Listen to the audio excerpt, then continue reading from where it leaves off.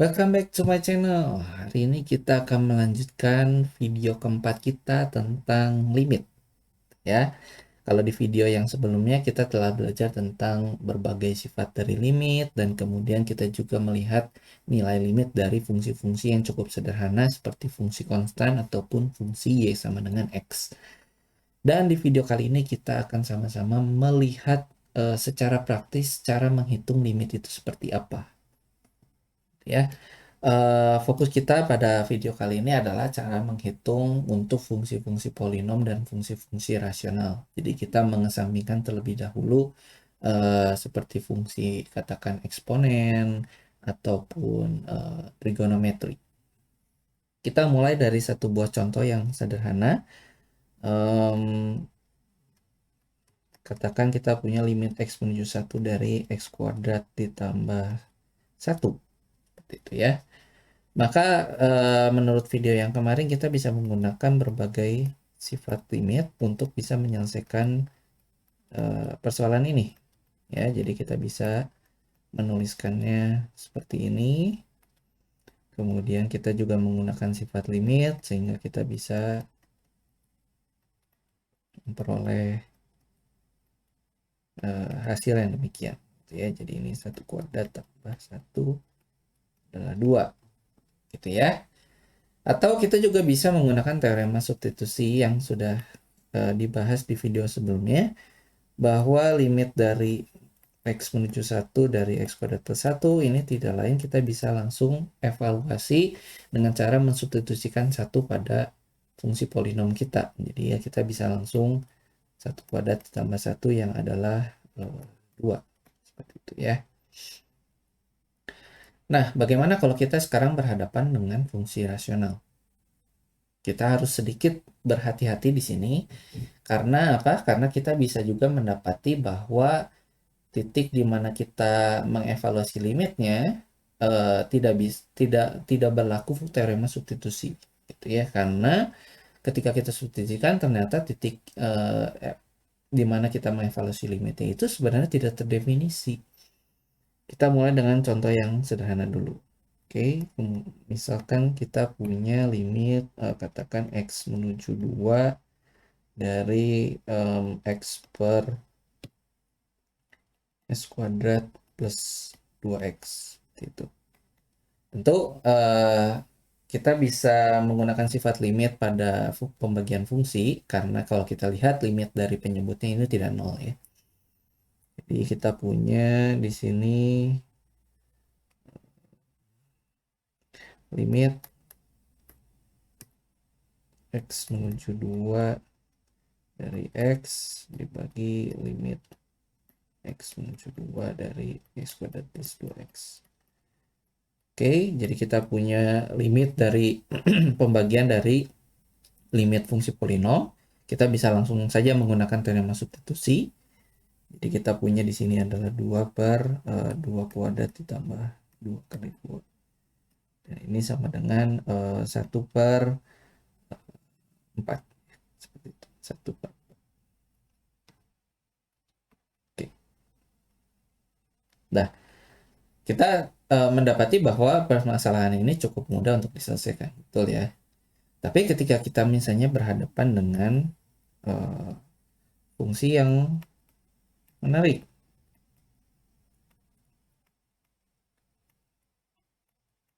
Seperti ini misalnya. Gitu ya. Ya, kita harus berhati-hati di sini karena limit dari penyebutnya ini sama dengan 0. Ya. Nah, ini akan menjadi pembahasan yang berbeda karena ini akan masuk ke ranah limit tak hingga gitu ya. Jadi kita menghitung limit dan limitnya itu adalah plus tak hingga atau minus tak hingga. Itu pada video yang pertama kita sudah melihat perilaku yang dimaksudkan dengan plus tak hingga dan minus tak hingga gitu ya. Plus tak hingga dan minus tak hingga itu bukan sebuah bilangan, tetapi sebagai suatu simbol atau notasi yang menggambarkan nilai itu membesar tanpa batas atau mengecil tanpa batas.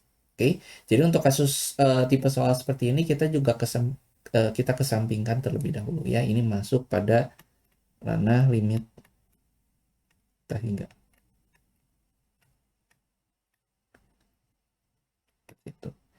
Nah, yang kita mau pelajari di video kali ini, kita ingin melihat tidak hanya ketika penyebutnya bernilai 0, tetapi juga pembilangnya menuju 0.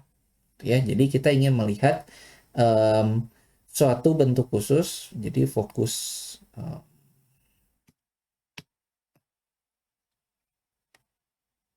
oke. Jadi fokus kita di sini adalah mempelajari limit suatu fungsi. Jadi katakan ini x menuju c dari fx dibagi gx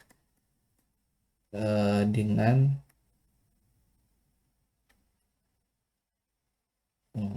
limit x menuju c dari fx ini sama dengan limit x menuju c dari gx sama dengan 0, gitu ya. Atau teman-teman mengenali, bagi teman-teman yang sudah pernah mempelajari limit, kita mengenali istilah yang disebut dengan bentuk tak tentu ya. Bentuk tak tentu 0 per 0. Ya, karena limit dari penyebutnya 0 dan limit dari pembilangnya 0. Nah, kenapa ini menjadi atau 0 per 0 ini disebut sebagai bentuk tak tentu? Jadi, teman-teman bisa membayangkan seperti ini ya. Ketika kita misalnya melihat pembagian dari dua buah fungsi, gitu ya. Kalau fungsi yang bawah lebih cepat menuju 0, gitu ya, berarti kan kecil ya, karena mendekati 0. Gitu. Apa yang terjadi jikalau penyebutnya lebih cepat menuju 0 ketimbang bagian yang atas, bagian pembilang?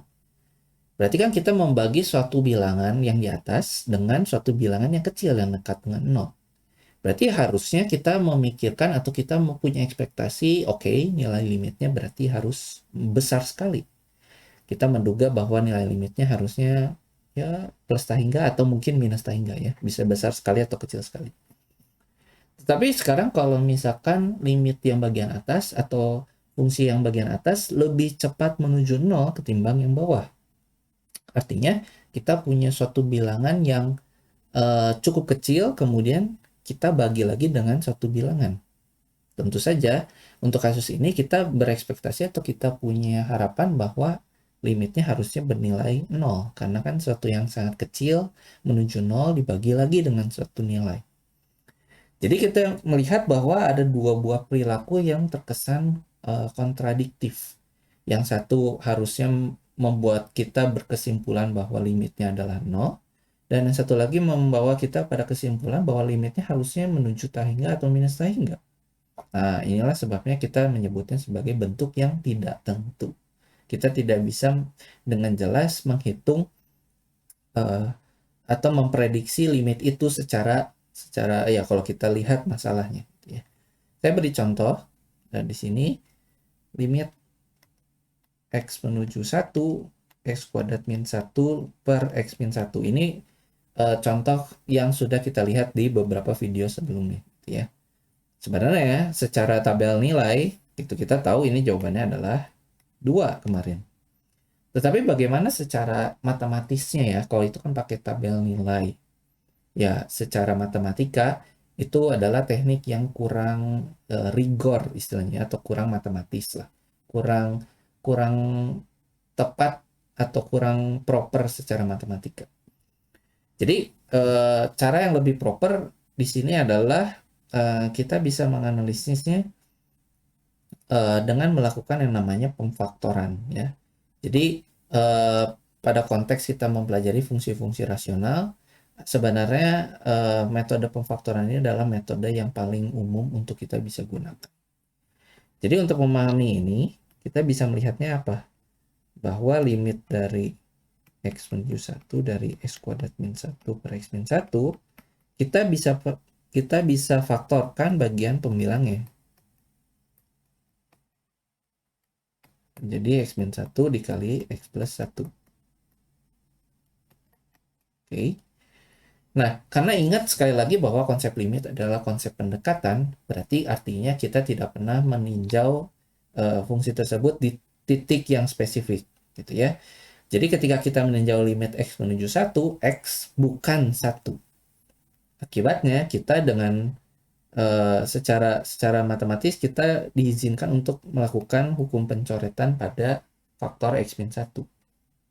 Tentu saja kalau x-1 bernilai 0 kita tidak boleh melakukan pencoretan ini. Gitu ya. Sehingga kita memiliki permasalahan yang lebih sederhana, yaitu limit x menuju 1 dari fungsi x plus 1. Gitu. Nah, kita sudah mendapati satu permasalahan yang kita sudah tahu jelas bagaimana cara menyelesaikannya.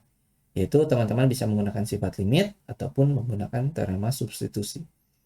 Kalau dengan teorema substitusi, maka kita punya ini tidak lain adalah 1 ditambah 1 yang adalah 2.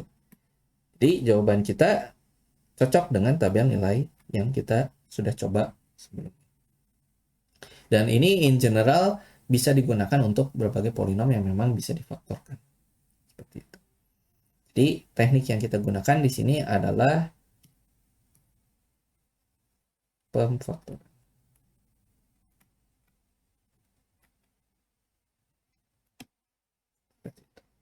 Nah, ada juga teknik lain yang cukup umum untuk digunakan ketika kita berhadapan dengan fungsi-fungsi pembagian fungsi, ya. Kalau fungsi rasional mungkin mensyaratkan fungsinya harus polinom yang dilibatkan, ya.